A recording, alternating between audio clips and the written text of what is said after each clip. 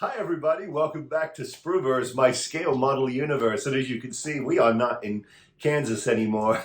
I'm actually in Oregon. We have a little cabin up there, and this is the hobby shop that I've actually constructed in my garage.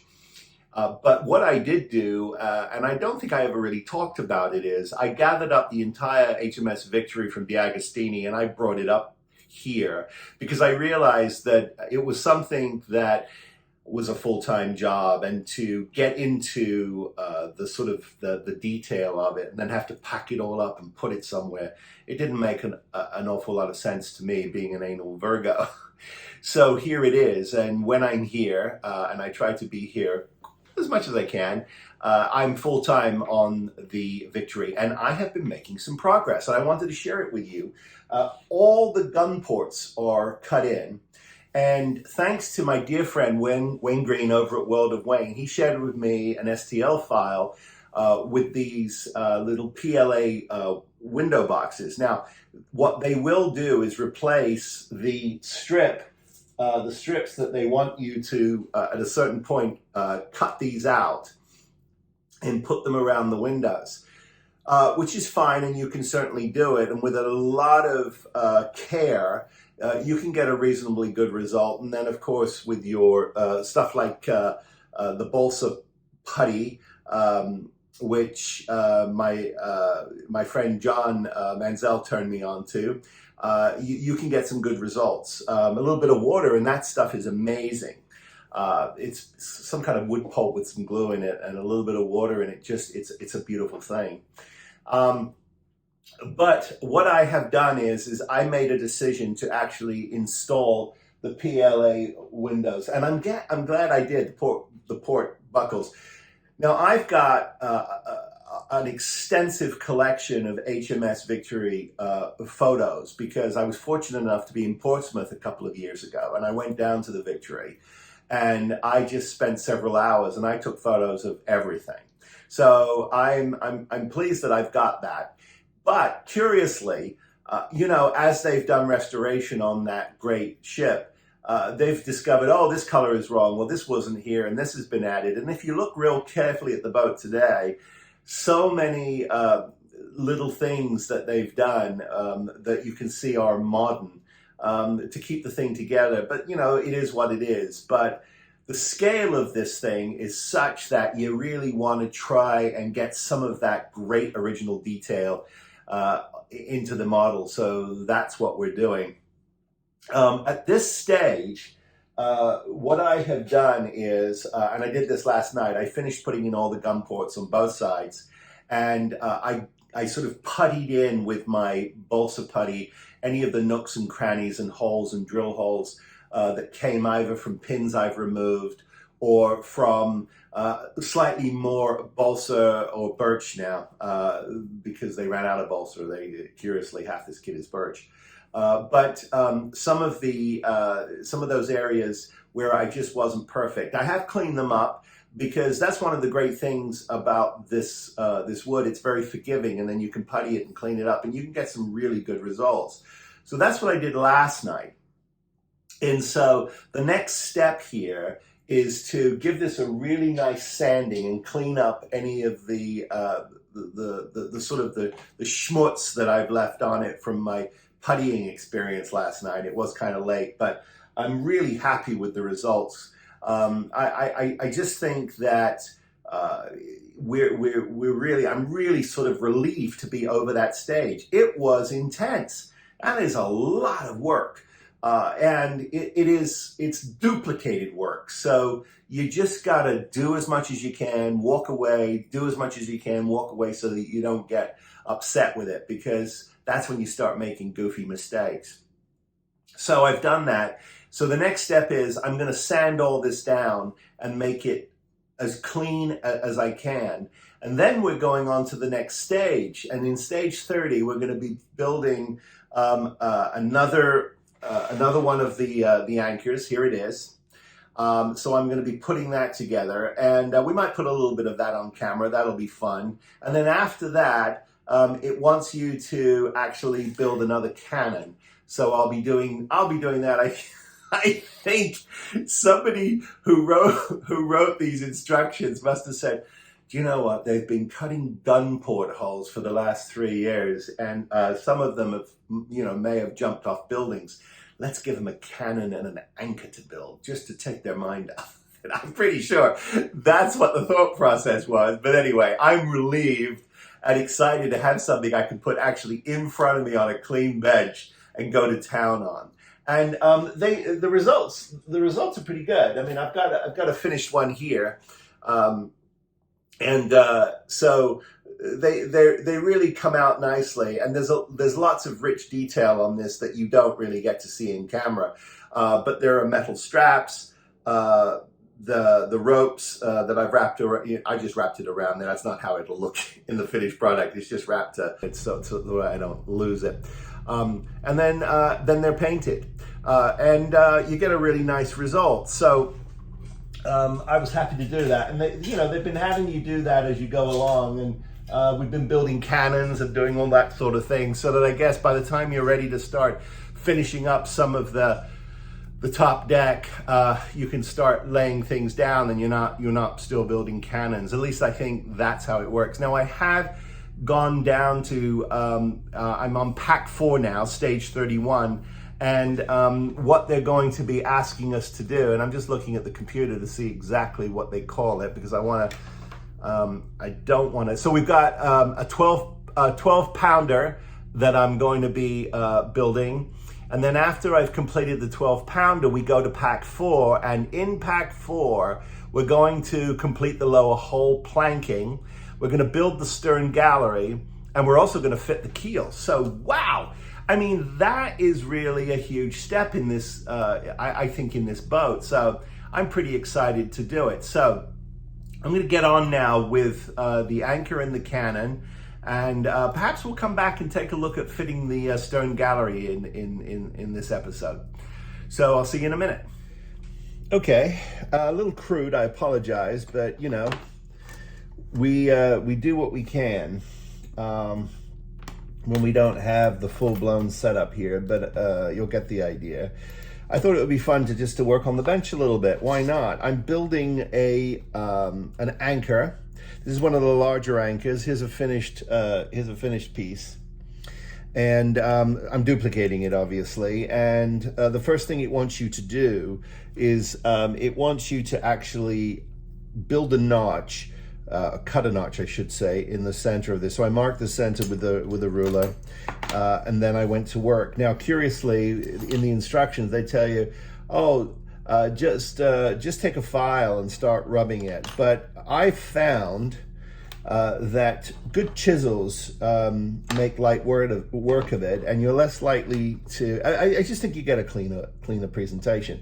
So I've got some 18s and some 17s, and I've learned when you're working with these things, they actually dull pretty darn quickly. So I've got a whole bunch on hand so that I can woodwork, in essence. So that's what we do. And I've been just simply I've been working this just sort of just to get this as clean as possible. And then what I'm doing is I'm going to need to glue these together. They ask you to put the whole assembly together and then glue it. But I have found it a lot easier to actually glue this together. And this is just for test purposes, but I glue this together. And then I insert my anchor. And that is perfect. It's nice and tight. And it's going to work really well. So I'm just going to take my square file. Now I've got a baby square file over here. Let me grab that, and I'm going to just clean this up so it's got a nice square top to it. That does a really nice job on that.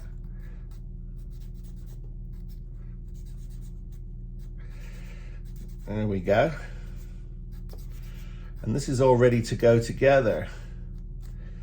And so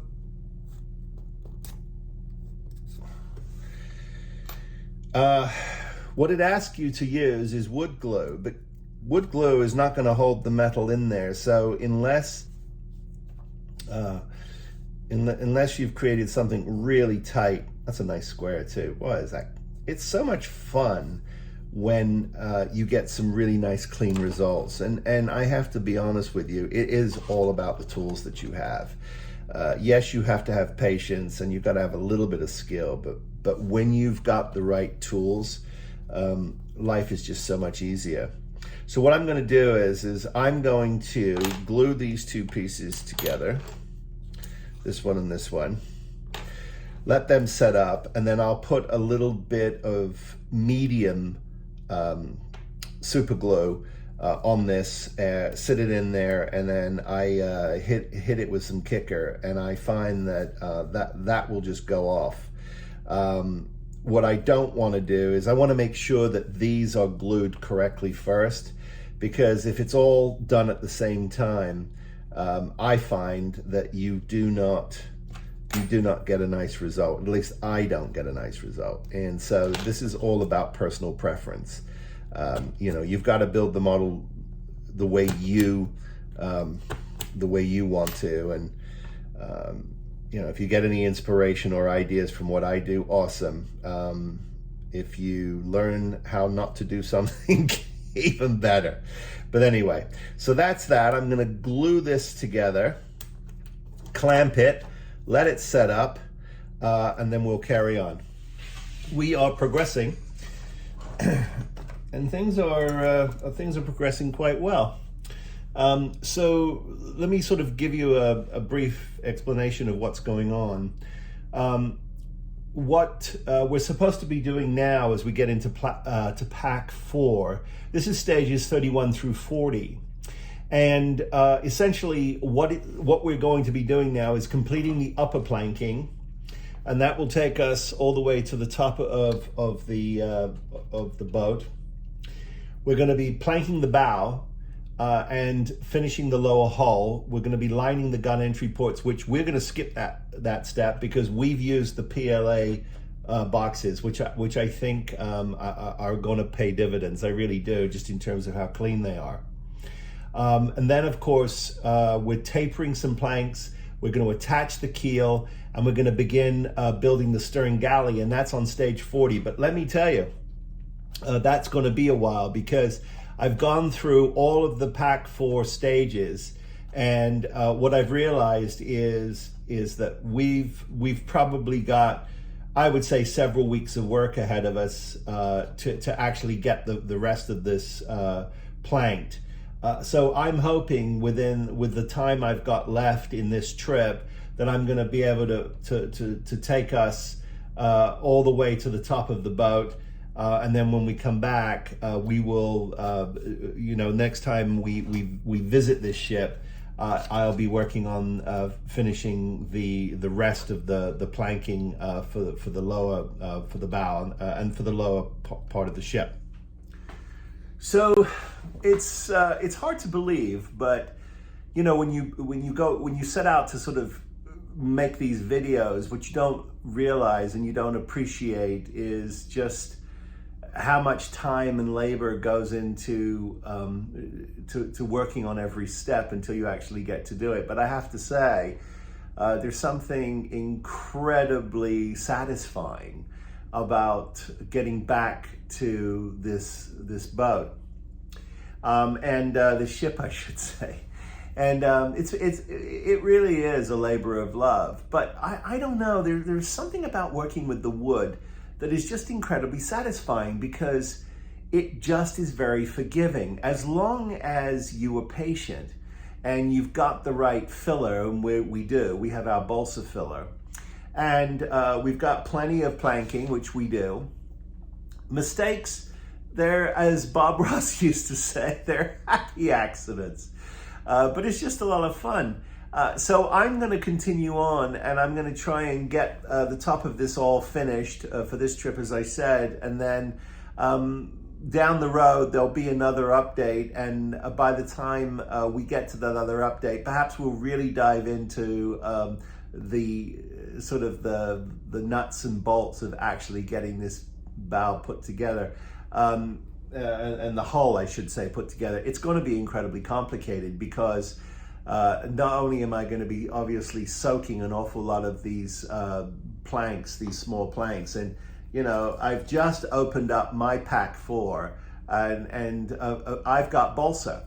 But interestingly enough, that this is a 31 pack. But as you go into later packs, like for instance 35, I'm noticing it shifts to birch.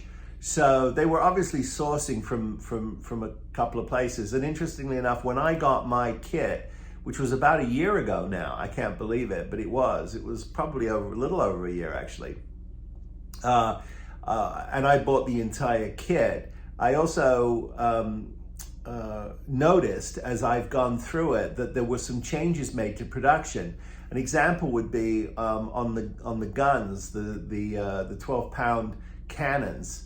The wheels originally were laser cut onto small pieces, and then later down the road they shifted to some kind of a plastic bead. They sourced some kind of a bead, and those beads were black plastic, and they went to that. So, which I don't know if it makes an awful lot of sense why they did that, because if you're laser cutting a part that includes both sides of the cannon, its base, the wheels are already on it. So I'm not entirely sure why they did that, but anyway, that's what they did. They supply you with more pins than you'll ever need. I'm obviously trying to take as many of those out as I possibly can, although interestingly enough, when you get to the bottom of this ship and you've got some really bizarre curves, the pins are probably going to make more sense, rather than these shipbuilders. These are these little shipbuilders pins that I use. They are large, but once you've filled in the gaps, they're fine. But perhaps the pins, and you know, putting the pins in permanently is not a terrible thing, because I do intend to, and I think I've mentioned this, I intend to actually finish the bottom of this with the copper plating, which I don't think you can get anymore. Now there are other ways to obviously create that effect, and call me crazy, but I'm going to do it. It could be 5 years from now, but I want to do it. Why not? So there you go. That is the HMS Victory by DeAgostini update. I at least in the US, I don't know in the rest of the world, but right now this kit is not available, and this is October of 21. I'm sure it will be again. I don't know if it will be, but I'm sure it will be, because I'm not entirely sure this was built for DeAgostini. I'm suspicious that there was they got this from some other vendor and relabeled it as their own. I don't know. I'm curious, but there's something about just the way this is put together that reminds me of some of the older shipbuilding kits you used to see years ago. Anyway, I'll do a little more research on that, and if I find anything else out about that, I'll let you know. Not that it matters, but I don't know. Sometimes it's fun to think about these things. So thanks for checking me out. As always, if you just discovered the channel, there's plenty of stuff. I'm big into fantasy, and I like to build spaceships and vehicles and resin and wood, and we play with a lot of different things from a lot of different genres. So like and subscribe, and you know, come back and check me out once in a while. And it's a lot of fun, and I really appreciate each and every one of my subscribers and all the awesome comments that I get. So until we meet again, everybody, as always, please be safe, be well, build something, and I'll see you next time. Take care, everybody.